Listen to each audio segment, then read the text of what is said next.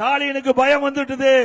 பயம் வந்ததுனாலதான் அவசரமா 4 ஆண்டு காலமாக நம்முடைய அரசு பள்ளியில் படிக்கின்ற மாணவ செல்வங்களுக்கு லேப்டாப் கொடுத்தோம், நிறுத்திட்டார். தொடர்ந்து 4 ஆண்டு காலம் சட்டமன்றத்தில் குரல் கொடுத்தோம். அறிவுபூர்வமான கல்வி மாணவர்களுக்கு கொடுப்பதற்காக அம்மா கொண்டு வந்த அற்புதமான திட்டம் லேப்டாப் திட்டம். அந்த திட்டத்தை நிறுத்திட்டீங்க, உடனடியாக கொடுக்கணும். கொடுக்கவே இல்லை, வேற வழி இல்ல. மக்களுடைய செல்வாக்கு இழந்துட்டார், இளைஞருடைய செல்வாக்கு இழந்துட்டார். அதற்காக இப்பொழுது அவசரமா 10 லட்சம் லேப்டாப் வாங்கி கல்லூரியில் படிக்கிற மாணவர் கொடுக்கிறார். ஏன்னா அவர் தான் ஓட்டு போட முடியும். பள்ளியில படிக்கிற மாணவர் அந்த வாக்குரிமை இல்ல, அதுலயும் ஒரு சுயநலம். நீங்க கொடுங்க, நாங்க வரவேற்கிறோம். ஏன்னா இது அண்ணா திமுக ஆட்சியில கொண்டு வரப்பட்ட திட்டம், அண்ணா திமுக ஆட்சியில கொண்டு வரப்பட்ட திட்டம்.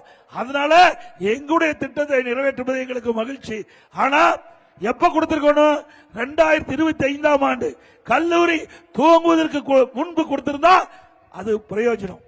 கல்லூரி முடிச்சு போகிற மாணவருக்கு கொடுத்ததுனால என்ன பையன்? கல்லூரியில் சேர்க்கிட்ட பொழுது அந்த மாணவர்கள் கடன் உடனே வாங்கி அவர்கள் இந்த லேப்டாப் வாங்கியிருக்கிறாங்க. அதனால இந்த லேப்டாப்னால மாணவர்களுக்கு எந்தவித பிரயோஜனம் இல்லை.